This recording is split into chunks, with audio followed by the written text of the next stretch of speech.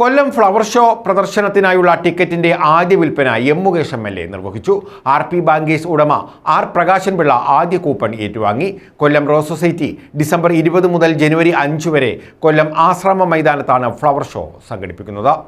ഇവിടെ നടന്ന ഞാൻ ഫോട്ടോസെല്ലാം കണ്ടു. നടന്ന 2-3 ചടങ്ങുകളും ഇതുൾപ്പെടെ എല്ലാ സ്ഥലത്തും വളരെ ആവേശത്തോടെ എല്ലാവരും പങ്കെടുക്കുന്നു എന്നുള്ളത് തന്നെ വളരെ ശുഭസൂചനയാണ്. വളരെ ഗംഭീരമായിട്ട് ഫ്ലവർ ഷോകൾ കൊല്ലത്ത് സംഘടിപ്പിച്ചിട്ടുണ്ട്. സ്ഥിരം വേദി കൊല്ലം വിമൻസ് കോളേജായിരുന്നു.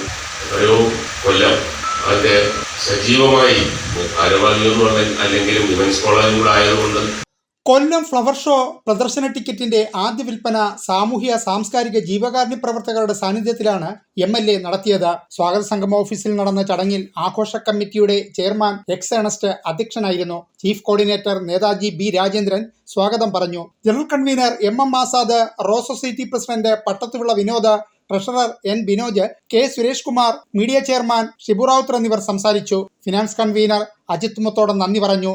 യോഗത്തോടനുബന്ധിച്ച് ഗായകൻ രാജൻ കായിനോസിന്റെ നേതൃത്വത്തിൽ സംഗീത വിരുന്നും സ്വാഗത സംഘം വിവിധ കമ്മിറ്റികളുടെ മീറ്റിംഗും നടന്നു. ന്യൂസ് ബ്യൂറോ, കൊല്ലം.